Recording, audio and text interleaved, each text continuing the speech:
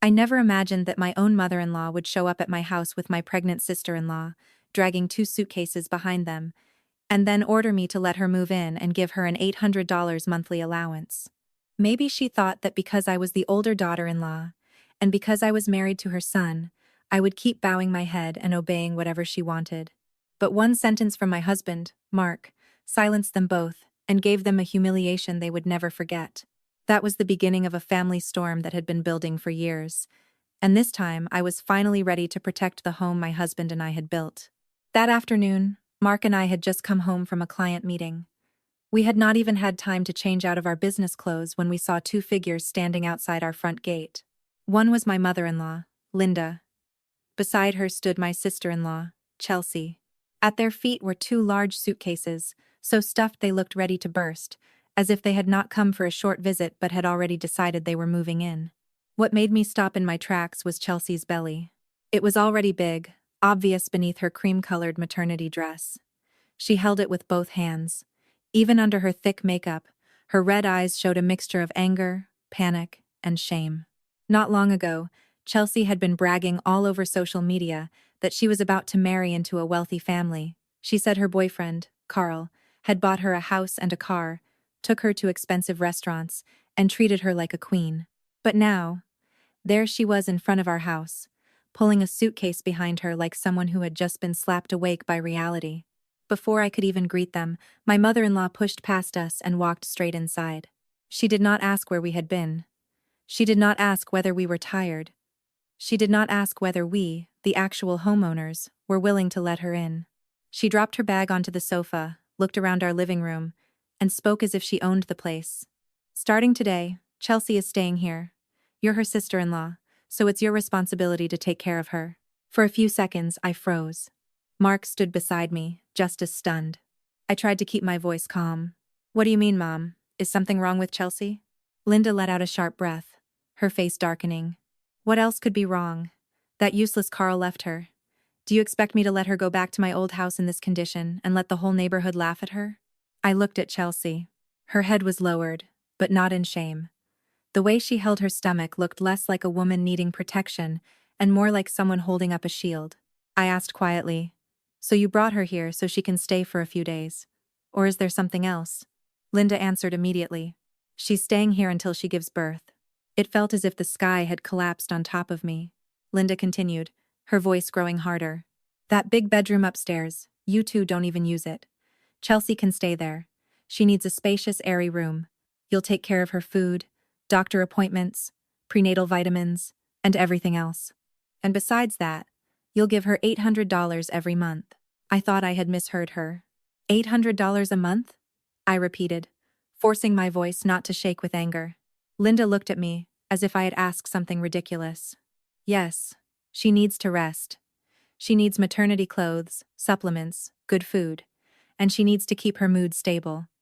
Besides, she already told all the relatives about Carl. What face are we supposed to show people if they find out he abandoned her?" Only then did Chelsea look up. There were tears in her eyes, but her voice carried resentment more than sadness. "Megan, your house is big. You and Mark have money. Is it really so hard to help me? Do you want me wandering the streets with this baby in my stomach?" I looked at her. I pitied the baby she was carrying. But I felt cold toward the people standing around that child, because all they seemed to care about was shame, appearances, and what others would say. When Linda saw that I was silent, she probably thought I was about to give in. She went on. "It's just the two of you in this house. All this space is wasted. If you refuse to take in your pregnant sister-in-law, people will laugh at you. As a daughter-in-law, you should know how to get along with your husband's family." I looked at Mark. To be honest, in that moment, I was ready to hear him tell me to endure it again. But this time, he was different. He set his glass of water down on the coffee table. The sound echoed through the silent room. Then he looked directly at his mother.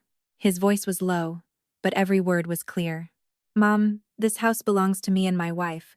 It is not a charity shelter for the mistakes you and Chelsea keep pretending don't matter." The whole living room fell silent. My mother-in-law froze. Her mouth opened and closed, but no words came out.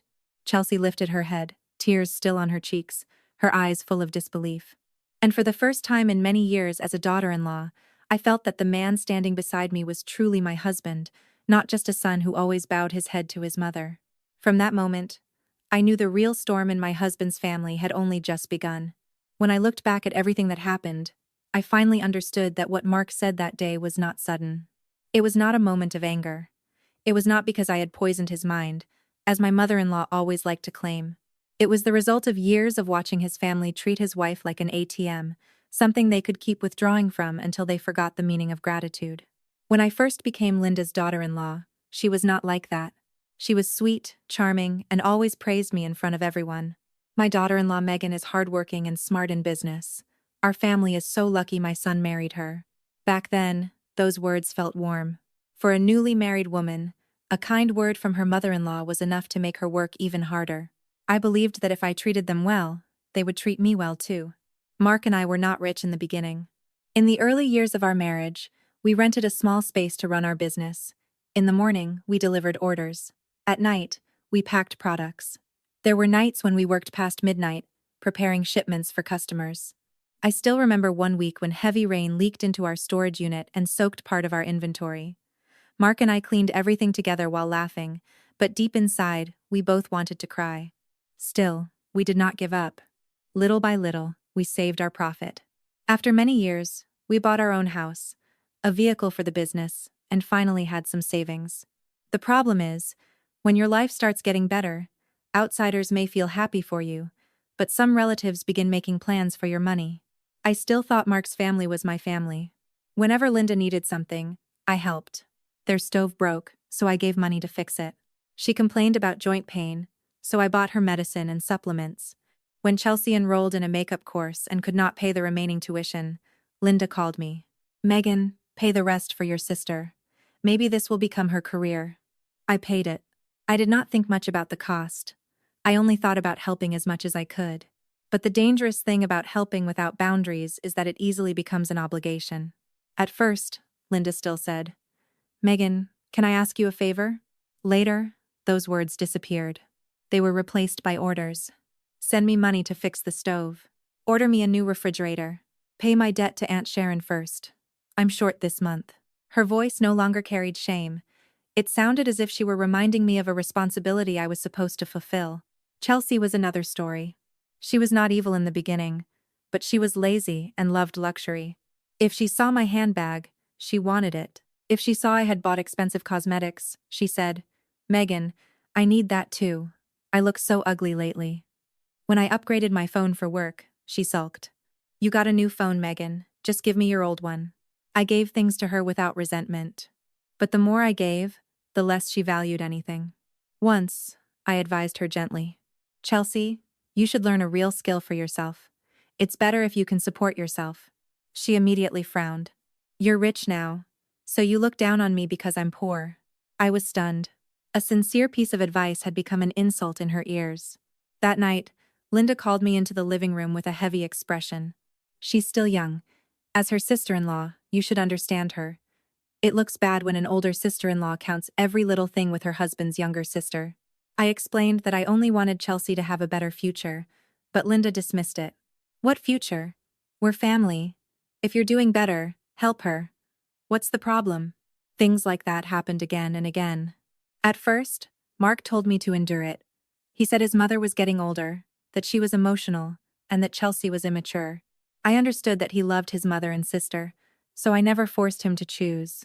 But over time, even he began to get irritated. Once, Linda called during a client meeting just to tell me to transfer money for a new sofa set because theirs was old and embarrassing when visitors came over.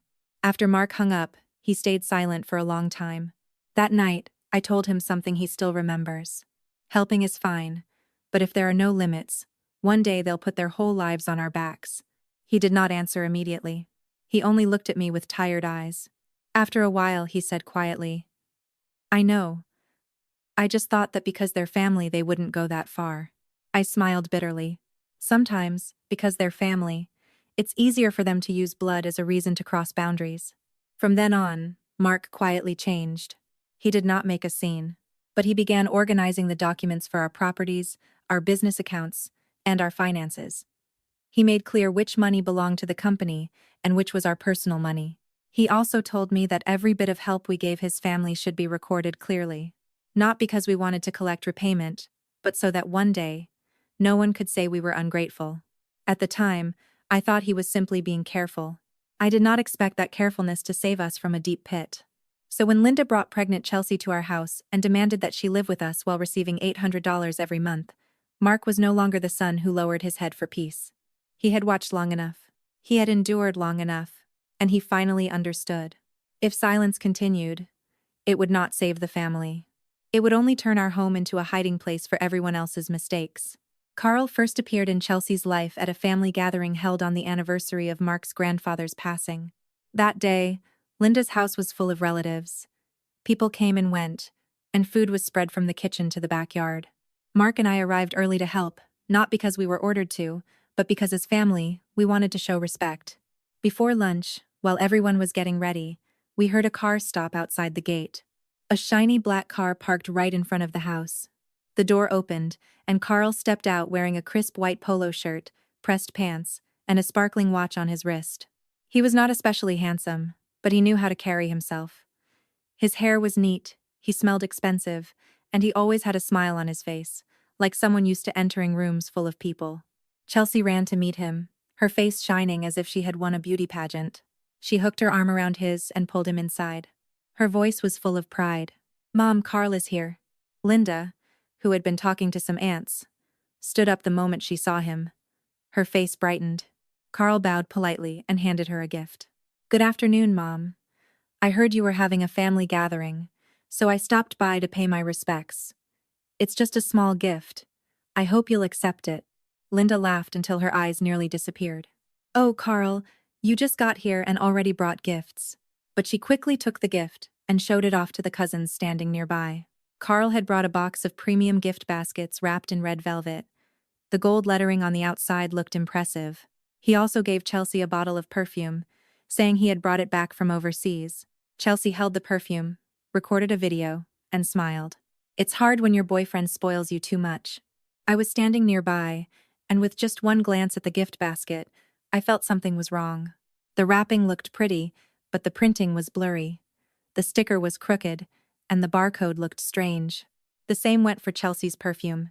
The bottle was attractive, but the cap was loose, and the scent was sharp, nothing like the original brand. I had been in business for years. I was not a luxury goods expert, but I knew when something looked expensive only on the outside. For people who were not used to inspecting products, it might look high-end. But for someone who imported goods and checked product quality, it was obviously cheap.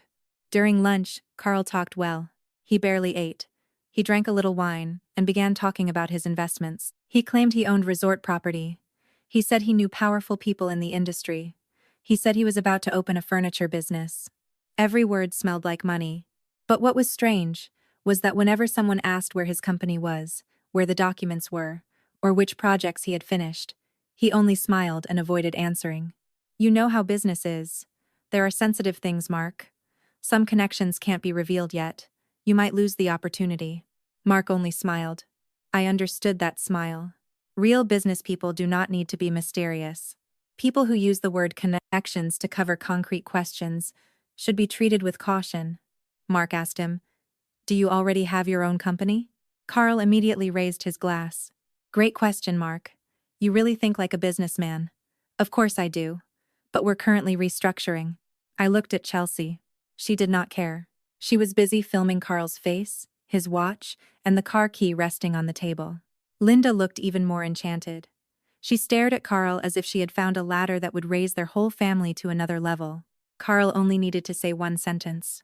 "When Chelsea and I get married, I'll bring Mom to live with us. A big house is lonely without a mother." Linda blushed with happiness.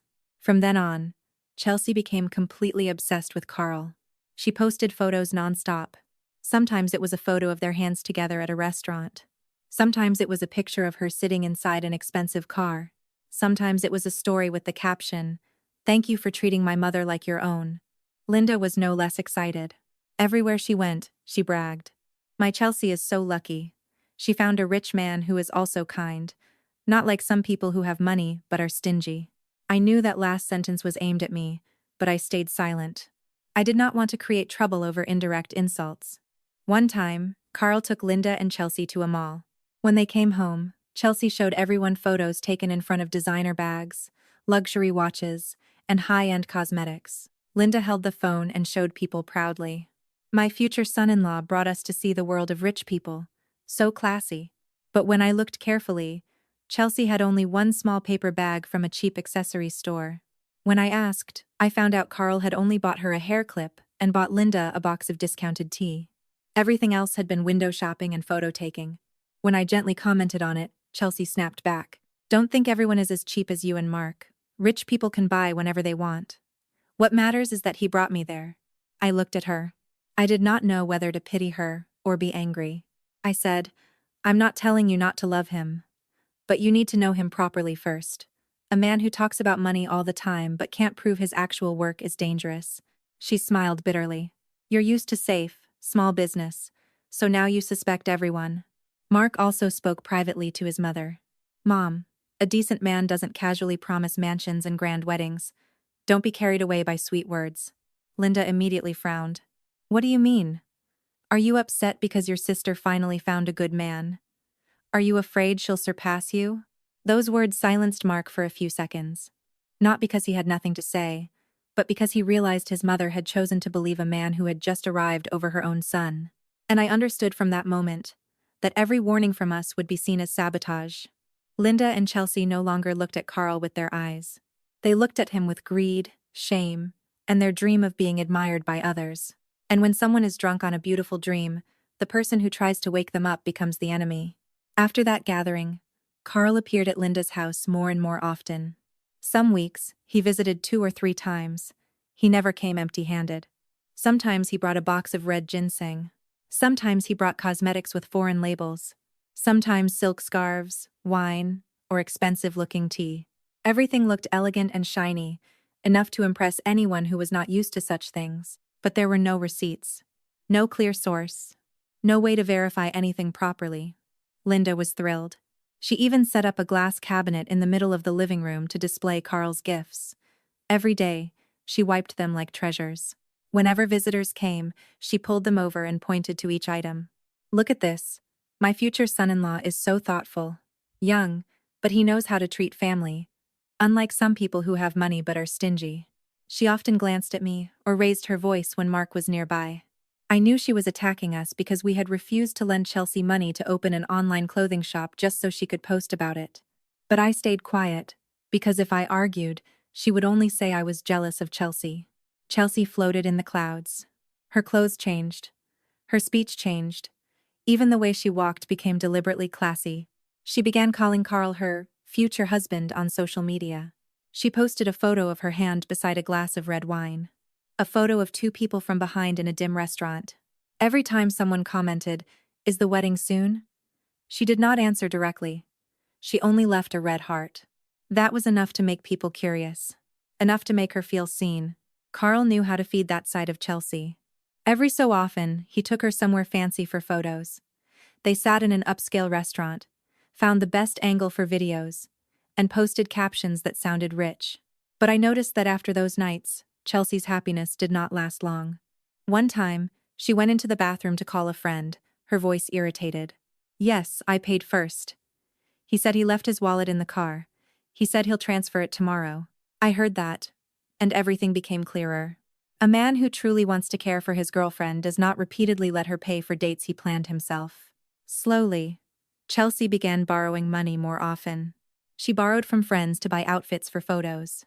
She borrowed money for makeup and photographers. Once, she even ordered a huge bouquet of flowers just to take pictures inside a car and write, "You always know what I love." I looked at the photo and immediately recognized the bouquet design as one commonly included in online photo packages. But beneath the post, everyone praised her and said she was lucky. That is the danger of living in a lie. At first, it is only one photo. Then you have to borrow from real life to keep that photo shining. One night, Chelsea posted a picture holding the key to an expensive car. She stood beside a glossy white vehicle, the license plate covered with a heart emoji. I looked closely. The background seemed familiar, like a car rental parking lot near us. I asked calmly, "Is that Carl's car?" She lifted her chin. "Whose else would it be? What kind of question is that? I said. If it's your car, why cover the plate? Her face immediately tightened. I stopped going in circles and said directly, Chelsea, a truly wealthy man does not need to prove it in photos. The more performance there is, the more careful you should be. She suddenly stood up, raising her voice. Can you stop, Megan? You're used to your tiny business, so you don't understand the world of rich people. What car they use, what they buy, who they love, that's their life. Don't force your narrow thinking onto mine. Before I could answer, Linda came out of the kitchen. She had clearly heard everything. She put one hand on her waist and glared at me. What did she say that was wrong? Or maybe you're upset because she's about to surpass you. I looked at her, and a feeling of hopelessness washed over me. I was warning them clearly, yet in her mouth, I became the villain. At that exact moment, Mark walked in from outside. He heard the last thing his mother said, and his expression darkened. He set his things on the table and looked straight at Linda. Don't be mistaken, Mom. My wife is not jealous of anyone. She simply doesn't want our family to be fooled. The whole room fell silent. Linda's face reddened. Chelsea suddenly began crying, tears falling so quickly that I knew she had learned how to use them to look like a victim. She sobbed. Mark, even you? Ever since you married Megan, you stopped loving me. Mark looked at his sister. His voice was not loud, but it was heavy. I love you, and that's why I'm saying this. But if all you want to hear is praise, then suffer the consequences later. Chelsea cried harder and hugged her mother. Linda immediately rubbed her back and turned to scold Mark. You've been brainwashed by your wife. Your sister is lucky to find a good man. If you won't help, then stay quiet. Don't bring bad luck. From then on, Linda treated us like enemies.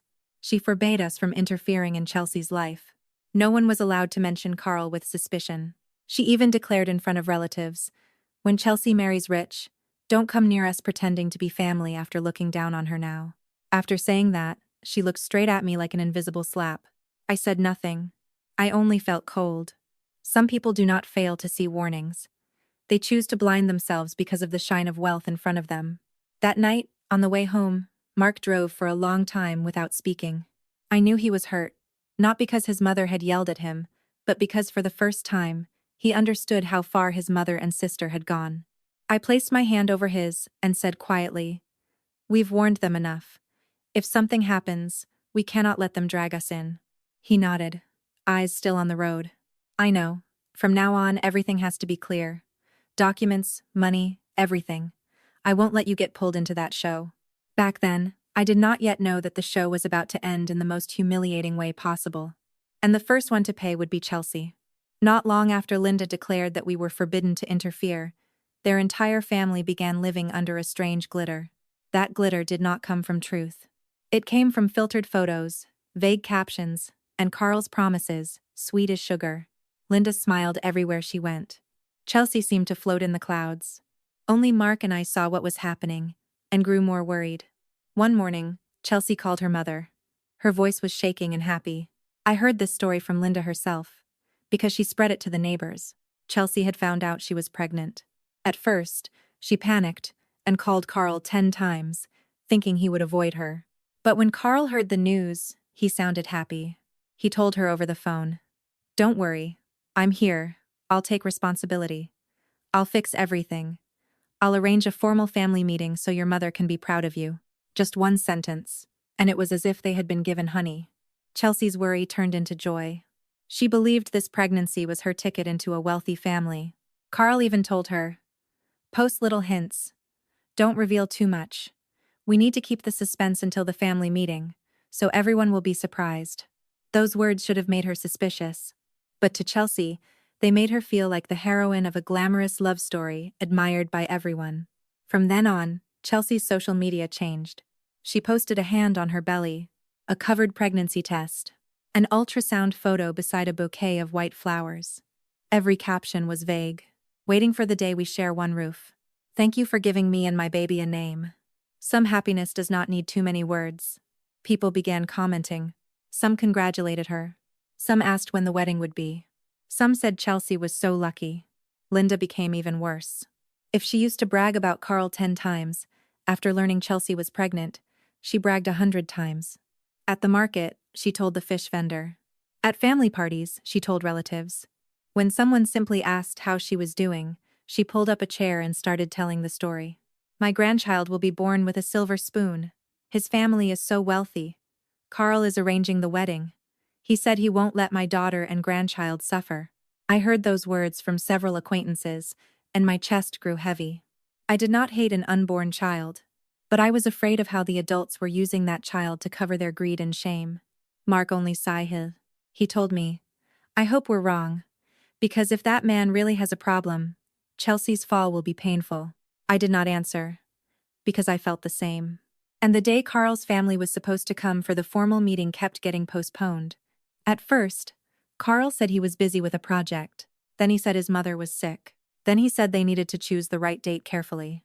Chelsea still believed him. Linda still defended him. When people asked, she smiled and said, big business families have to choose the right day. Not like ordinary people who can do things whenever. But every evasion has a limit. One afternoon, Chelsea called Carl, but his phone could not be reached. He did not answer texts. His social media accounts suddenly disappeared. The photos of them together were gone too. Chelsea went to the apartment Carl had once shown her, the place he said they would live together. The guard told her it had only been rented weekly. The guest had checked out days ago. That was when Chelsea began to panic. She went to the place Carl had called his office. It was a shared office space in a nice building. There was a receptionist outside and many company names on the wall, so it looked legitimate. But when Chelsea asked about Carl, the receptionist shook her head. He only rented a temporary desk here a few times. He does not have a permanent office with us. That simple sentence was like a bucket of ice water poured over her face. And it did not end there. An older security guard saw Chelsea standing there, holding her belly, dazed.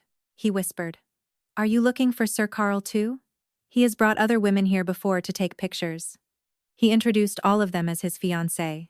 When Chelsea heard that, she nearly collapsed. She had not only been fooled in love and money, she had been made one of many performances.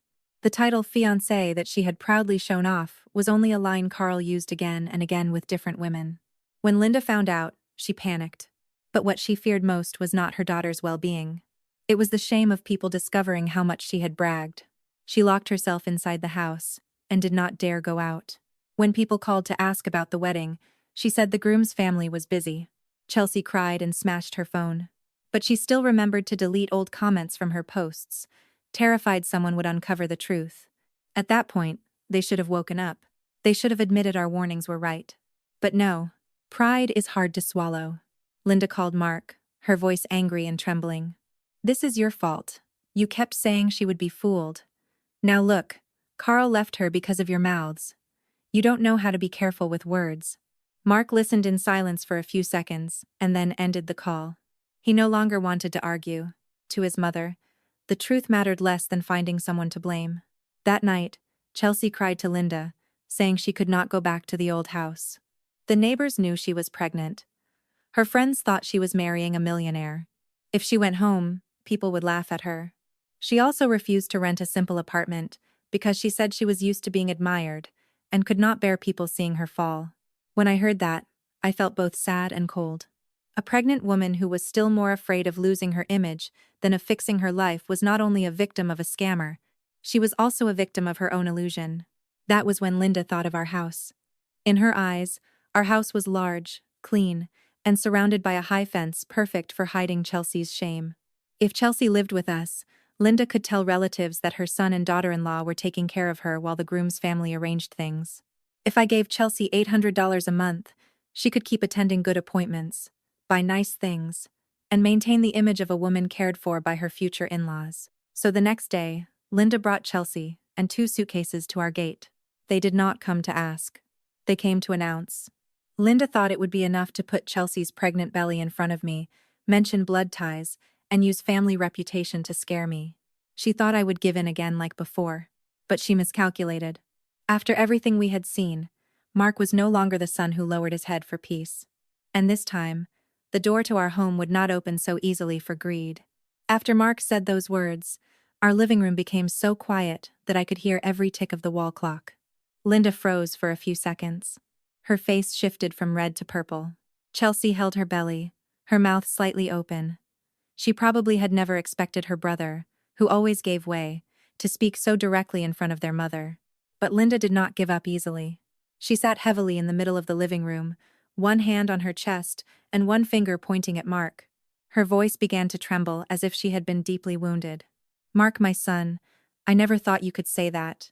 A pregnant woman abandoned by a man, and this is how heartless you are? She is your own blood, but you treat her like a stranger." After saying that, she turned away and pretended to wipe the corner of her eye. But I could see there were no tears. When Chelsea saw her mother acting hurt, she immediately joined in. She came closer and held my hand. Her voice was hoarse. "Megan, I know I've made mistakes before, but I'm really struggling now. Please, just let me stay temporarily. I promise I won't cause trouble. I'm pregnant.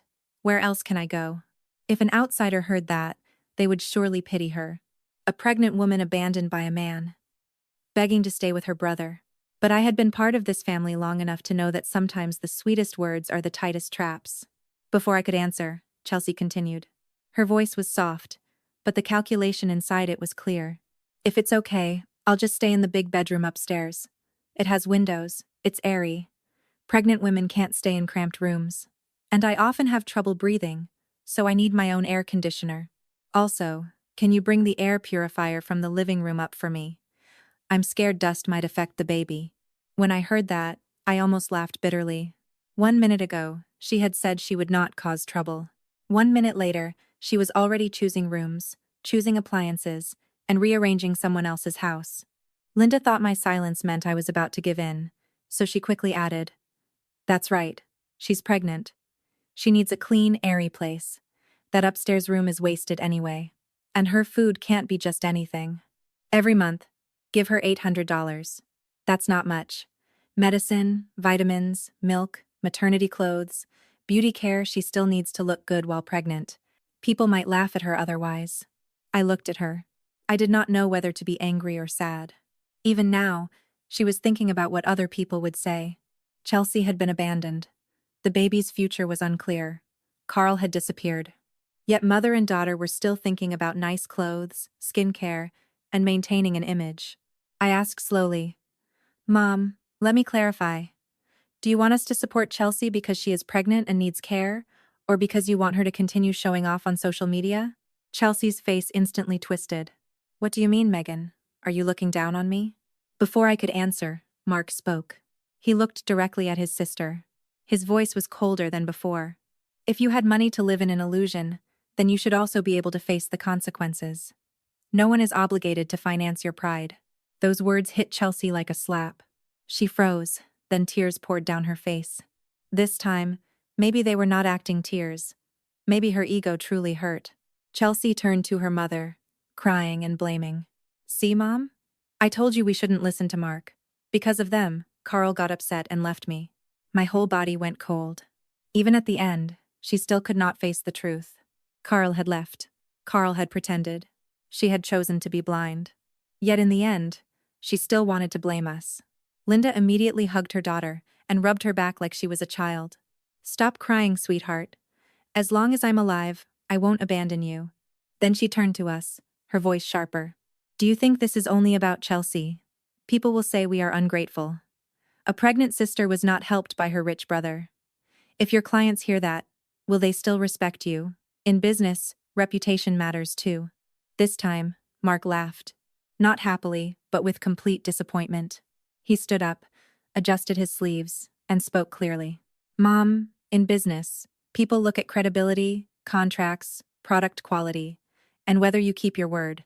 No one judges a partner because his sister was fooled by a scammer." Linda opened her mouth to argue, but Mark did not let her. He continued, "Decent business people are not afraid of a family member falling down. What they fear is being involved with liars, debts, and fraud, while everyone keeps trying to cover it up." Linda frase. Even Chelsea stopped crying as if the sound had been pulled from her throat. I looked at my husband and felt both sadness and relief. For years, he had avoided speaking harshly to his mother. But now, every word was direct. Linda's voice shook. "Are you saying I'm a liar, Mark?" Mark looked at his mother. His eyes were red, but his voice stayed calm. "I'm not saying you're a liar, Mom.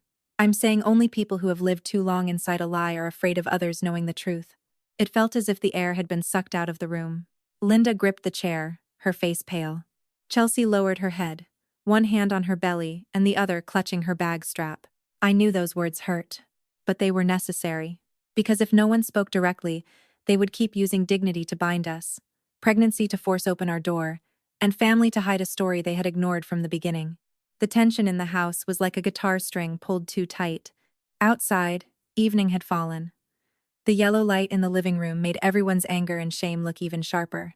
I looked at the 2 suitcases sitting in the middle of the floor. They were not the luggage of someone asking for help. They were 2 sacks filled with pride, greed, and consequences that mother and daughter wanted to pass on to us. And for the first time, I was certain my husband had chosen to stand firm for our home. After that day, Linda and Chelsea left full of shame. I thought they would stop, at least temporarily. But people panicking over lost pride do not sit quietly to reflect. They search for anything to hold on to, even a broken lie. Linda still called Mark several times. Sometimes, she accused him of being an unfilial son. Sometimes she called me a heartless daughter-in-law. But Mark no longer argued. He only said one line. "When you're calm, Mom, and ready to talk about the truth, I'll listen." I did not want to get involved anymore. But sometimes life does not allow you to stay outside, especially when a scammer has circled your family. A few days later, while I was checking orders at our store, my phone rang. It was Mr. Turner, an old business contact. He rarely called me personally, so I was surprised to see his name. As soon as I answered, he asked directly, his voice rushed and irritated. "Megan, let me ask you straight. Do you know this man?" I froze. "What man, sir?" He went quiet for a few seconds, then sent me a screenshot.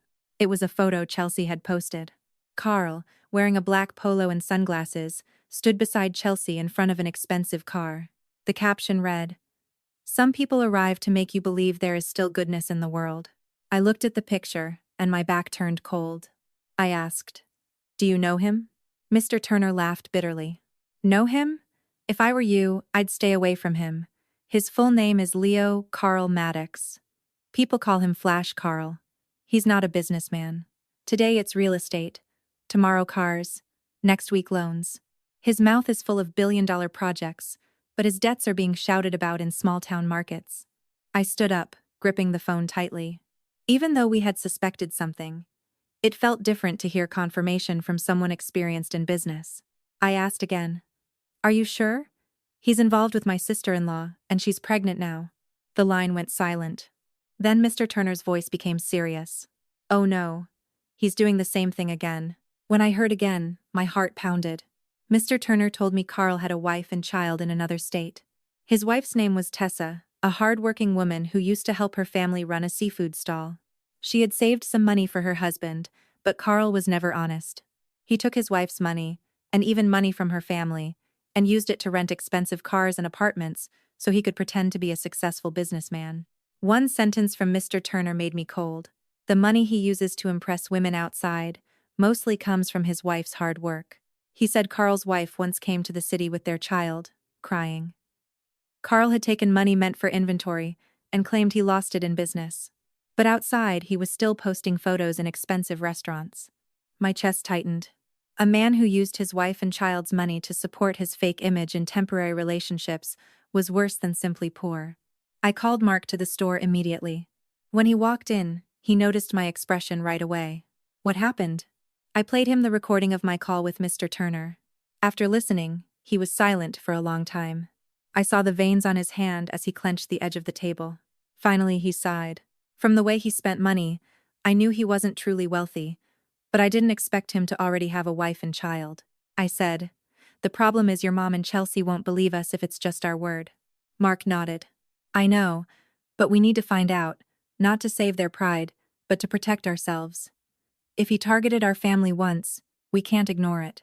His words made me remember Carl's gaze during the family gathering.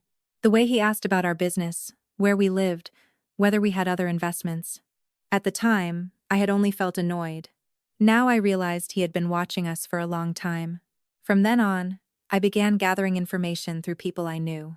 Not to gossip, but to understand how dangerous Carl really was.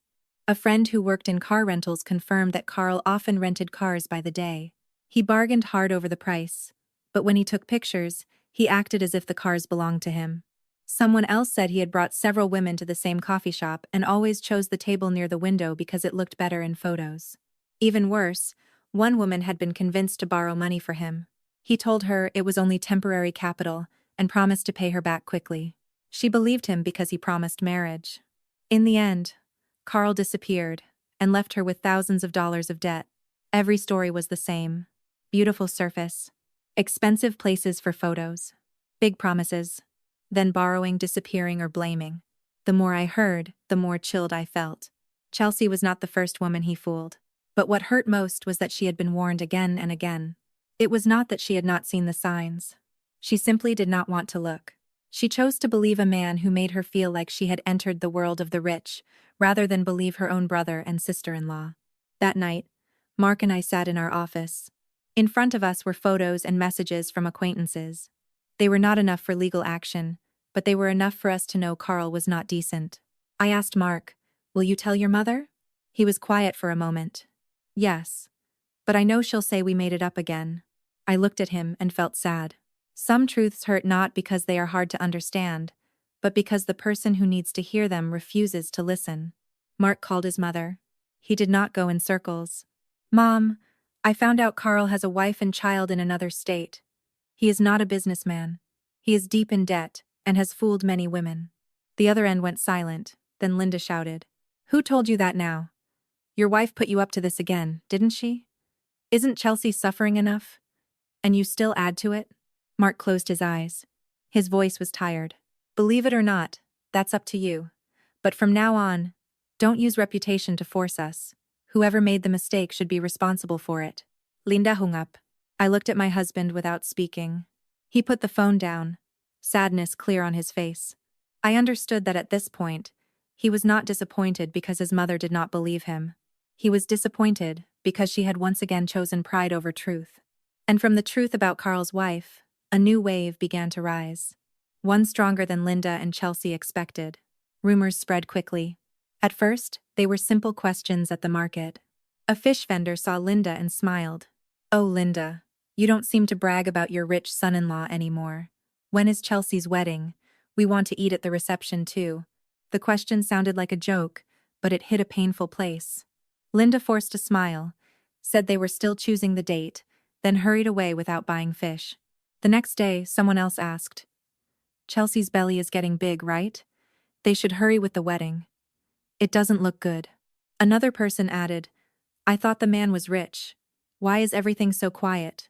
Before, these questions would have made Linda brag. Now, each one was like a needle piercing her pride. She began going out less. When she did leave the house, she chose times when there were fewer people. She wore a hat and a face mask as if afraid to be recognized. Chelsea was different. She rarely went out, but on social media, she tried to maintain composure. She took an old photo with Carl, changed the filter, and posted it with the caption, "For your peace, my child. Mommy will endure every storm." At first glance, it looked pitiful. People who did not know the truth left messages of support. But I looked at the photo and noticed it had been taken months earlier, when Carl was still pretending to be a rich boyfriend. Chelsea's pain was not only because she had been abandoned, it was because she did not want people to see that she had truly been abandoned. But social media was no longer as easy to control as she thought. Strange comments began appearing. Someone asked, "Miss, is that Leo Carl Maddox? He looks like Tessa's husband from our town." Another account posted a photo of Carl in a t-shirt, holding a little boy, standing beside a woman at a small beach. The caption said, "He has a wife and child, but still plays the role of a rich bachelor." I was not the first to see it. Chelsea saw it first, panicked, called her mother, and quickly deleted the post. But the more she deleted, the more curious people became. Screenshots spread through family group chats, neighbors, and eventually back to Linda. While she was trying to hide Carl's disappearance, news of his wife and child was added on top. The mask of the perfect son-in-law fell quickly. That afternoon, Linda brought Chelsea to our house again. This time there were no suitcases, but the air felt heavier. Chelsea sat down heavily, holding her belly, eyes swollen. Linda looked exhausted, but still forced her voice to sound firm. "Mark, Megan. Everything is a mess. You need to help us." I placed a cup of tea in front of her and asked calmly, "How can we help, Mom?" She looked at me. Her voice dropped as if afraid others might hear. Let Chelsea stay here, and transfer the $800 for this month. She needs a checkup, food, and calm. People are talking now. If she stays at my house, they'll talk even more. If she stays here, they'll think her brother and sister-in-law are taking care of her. It won't be as embarrassing. I looked at her for a long time. After everything, what she wanted was still not a real solution. It was a better curtain to hide the truth. I asked. When you were bragging about her to everyone, did you ever ask whether we wanted to be involved? When you said we were jealous and trying to ruin their relationship, did you think there might come a day when you would need us as a shield? Linda froze. After a few seconds of not knowing how to answer, her mouth turned cruel. You have money, but no heart. When your husband's family has a problem, all you do is reason. Don't be surprised if one day we disown you. Before I could answer, Chelsea began crying. Do you want me to die, Megan? Everyone is talking about me, destroying me, and you still say things like that. Mark, who had been quiet, suddenly set his glass down hard on the table. The sound rang out. He looked at his mother and sister. His voice was restrained. Someone else fooled Chelsea. But you two want to use my wife too. Linda's eyes widened.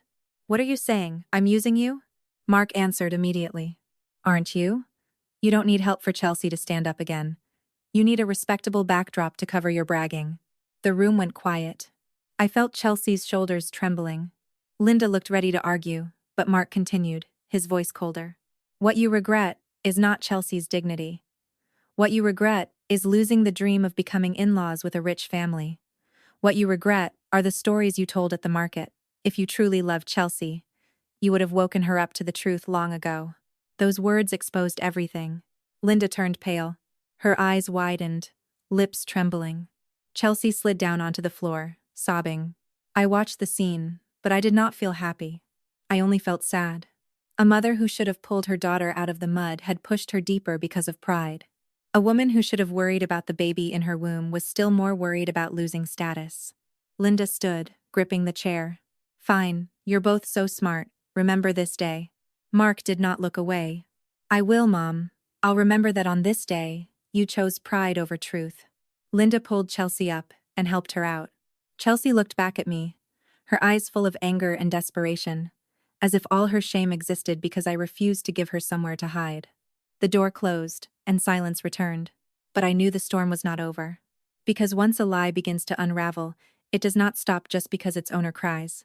And while Linda and Chelsea kept trying to cover the truth, the real story behind Carl was about to come into the light. That afternoon, the sky was dark. While I was organizing papers at home, the doorbell camera rang. I saw a thin woman standing outside the gate, her hair tied back. Beside her was a little boy, about 5 years old. Her clothes were simple, but her calm eyes made me uneasy. I opened the gate. She nodded. Are you Megan? I'm Tessa, the legal wife of Leo Carl Maddox.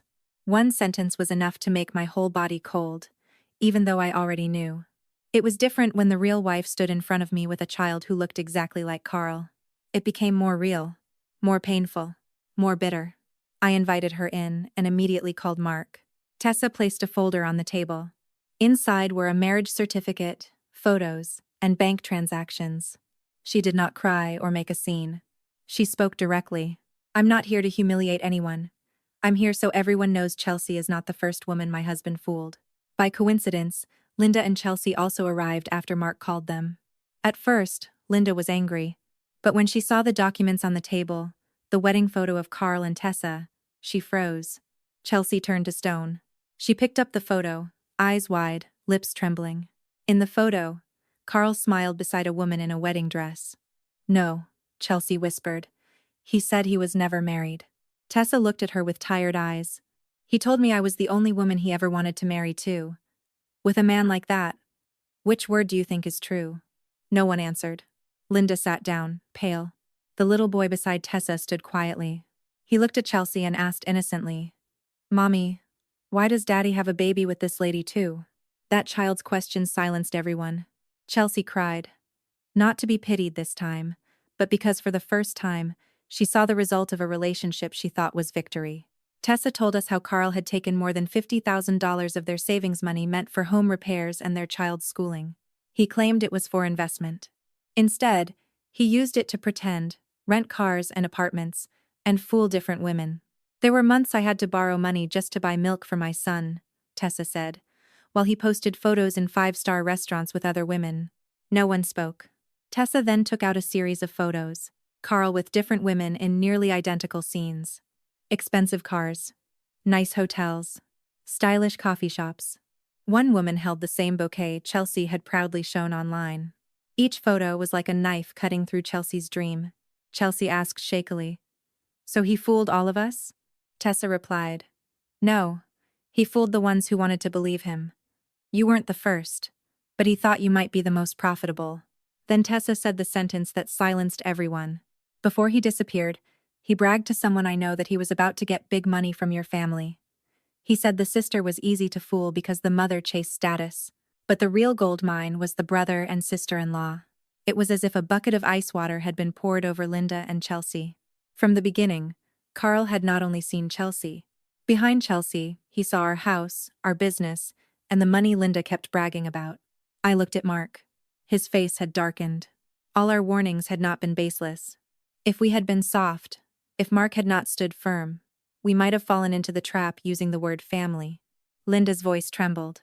"I didn't know. I thought he really loved my daughter." Tessa looked at her.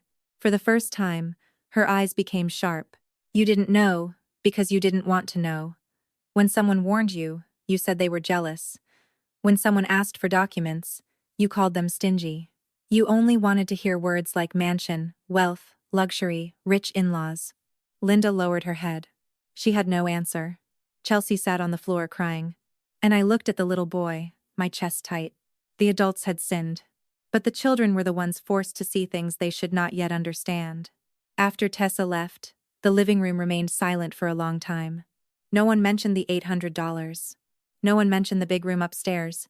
Everyone finally understood that what Linda and Chelsea had brought into our house was not only a pregnancy, it was a trap Carl had prepared for a long time. After Tessa left, Linda sat for a long time, her back bent, no longer straight with pride. Chelsea sat on the floor, dazed. I thought that after everything, they would finally wake up. But I was wrong. People who live on pride, even after being slapped by the truth, still think first about how others can save them from shame. Linda looked at Mark. "Mark, my son, I know I made a mistake, but Chelsea is still your sister. She is pregnant and was fooled. You can't just abandon her." Mark said nothing. What filled his eyes was not anger, but pain. Linda continued. "How about this? Buy her a small condo. It doesn't have to be in her name. It can be under you and Megan's names, just so she has somewhere to live." I went cold. Tessa had just said Carl targeted us.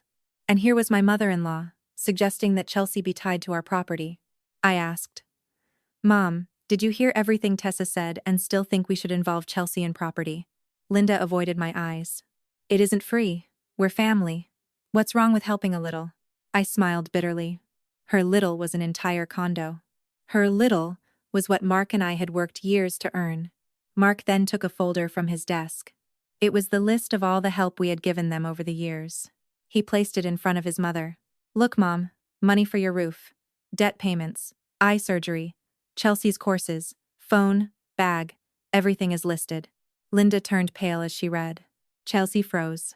The numbers on paper said nothing, but they were heavier than any accusation. Mark said, "Do you know what hurts most, Mom? You got so used to asking that you started thinking it was your right." Linda answered, "I am your mother." Mark nodded. "I know, Mom, that's why I helped. But being a mother is not a license to turn your child's kindness into an endless obligation." Then he looked at Chelsea. "And you? You didn't love a rich man. You loved the feeling of being seen as rich. That's why someone like Carl fooled you." Chelsea sobbed. "You're so cruel, Mark." "I'm pregnant," Mark answered. "I love you, and that's why I'm telling you the truth. If I keep giving you money to live inside an illusion, that is what would truly hurt you." Linda shouted, "Blood family, and now you count every dollar." Mark cut her off. "Blood is not a ticket to become a leech in someone else's life. Don't use motherhood to make my wife pay for other people's debts." Linda froze. Mark opened the door. "From now on, Mom, if you use pride, gossip, or blood ties to pressure us again, then live alone with that pride. This house will no longer accept mistakes wrapped in morality." Linda and Chelsea left with anger and humiliation in their eyes. Mark closed the door and held my hand. For the first time, he had not only protected me, he had freed himself from years of giving in. That night, around 10 o'clock, Mark's phone rang again and again. It was his mother. When he turned on speaker, we heard Linda breathing hard. "Mark, come here right now," he called. Carl called. In the background, Chelsea was crying. "Mom, I'm going to die. He'll destroy me." Mark asked. "What did he say?" Linda answered. "He said he'll release recordings. He said Chelsea benefited from the money too." We went to Linda's house. Chelsea sat there, hair messy. Linda paced back and forth, pale. Chelsea played the recording for us. Carl's voice was mocking. "You thought you could trap me with that pregnancy? You used my money too. Gifts, outings, everything. You enjoyed it. Now you want to act like a victim?" Chelsea screamed in the recording. "You lied to me." Carl laughed in another recording. "You're not a saint either. You said your brother and sister-in-law were rich. You said with a little drama, they'd give in. I have everything recorded. Don't force me to release it." Linda and Chelsea grew even more terrified. Carl was not only a scammer. He knew how to collect evidence. He sent another short recording. Chelsea's voice could be heard. "I'll handle it. Mom said if I'm pregnant, they won't be able to refuse me." Chelsea screamed. "He cut it. He's destroying me." But even if it was cut, it was still her voice. Carl also sent a message. "Whoever holds the evidence wins. Don't test me." Linda begged Mark. "Find a way, Mark. Take it down. If he posts it, what face will Chelsea have left?" Mark answered, "Mom, if this is blackmail, we report it to the police. But if you want me to clean up the mess so Chelsea can keep pretending to be only a victim, I won't do it." Chelsea cried. "We can't go to the police. What if they ask what money I accepted?" We froze. Chelsea admitted that during her relationship with Carl, she had accepted more than gifts. She had borrowed from relatives and friends using Linda's name, claiming the money was for Carl's project. It had reached nearly $3,000. Some of it went to Carl. Some of it went to their luxury lifestyle. Linda turned pale. I understood why they did not want the police involved. They were afraid everyone would learn that Linda's name had also been used to borrow money. Mark asked, "Did you know about Chelsea's borrowing?" Linda answered, "I thought it would be paid back after the wedding." Mark cut her off. "We warned you several times, but you refused to listen. And now you say you thought?" Chelsea cried. "Mark, help me. Lend me money so I can pay the relatives back." Mark answered, "You still don't understand. Money is not the solution to your lie. If I pay it now, you'll only repeat it." Linda shouted, "Do you want us to die?" Mark stood. "No one wants you to die, Mom. But I also won't let my wife pay for your mistakes."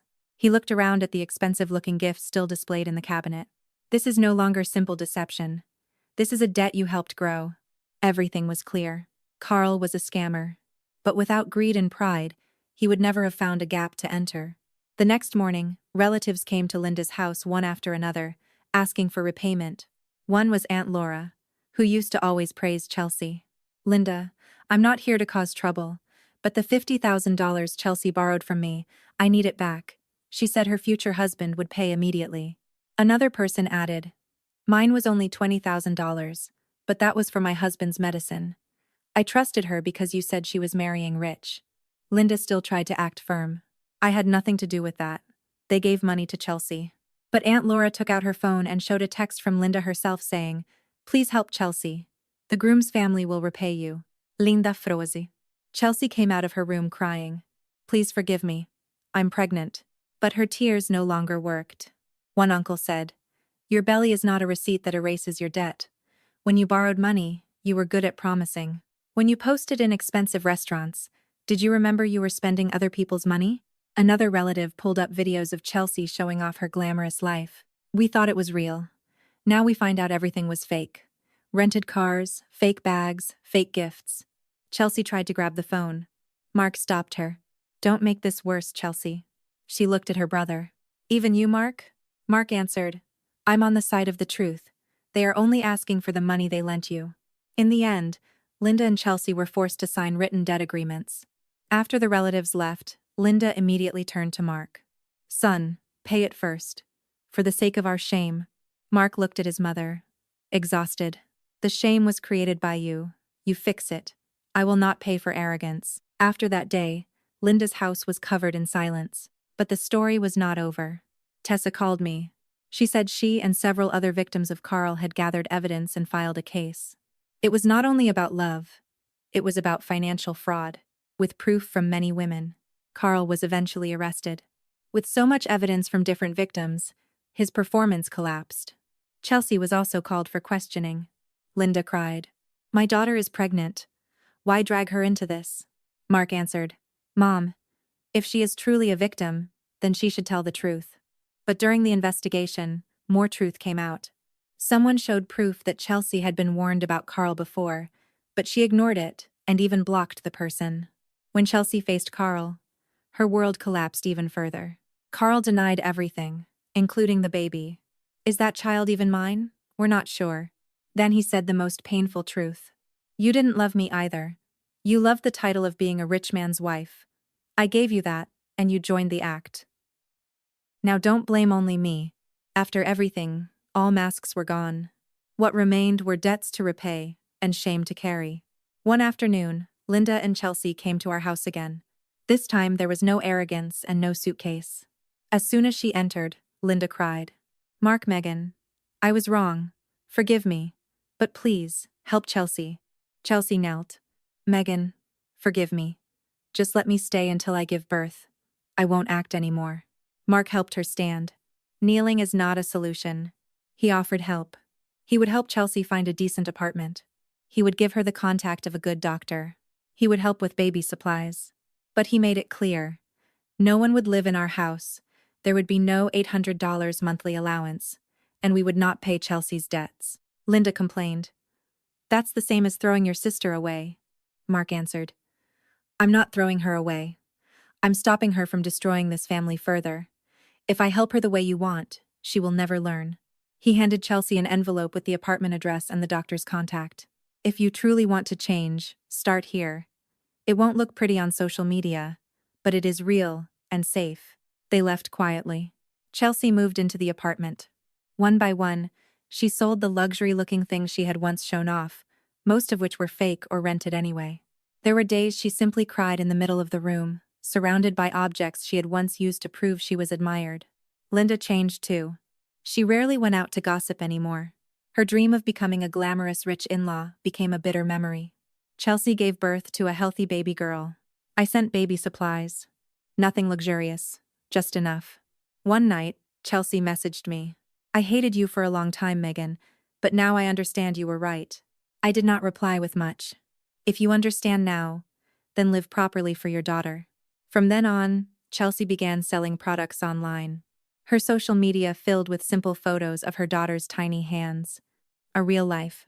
Not glamorous, but more meaningful. Sometimes Linda visited us and brought fruit. "I was too arrogant before," she said. There was still distance between us, but I accepted her apology. Family is important. But family is not a license to abuse someone else's kindness. Sometimes loving your family means setting boundaries. And sometimes peace does not come from enduring everything. Sometimes peace begins when you finally say, "This is as far as you can go."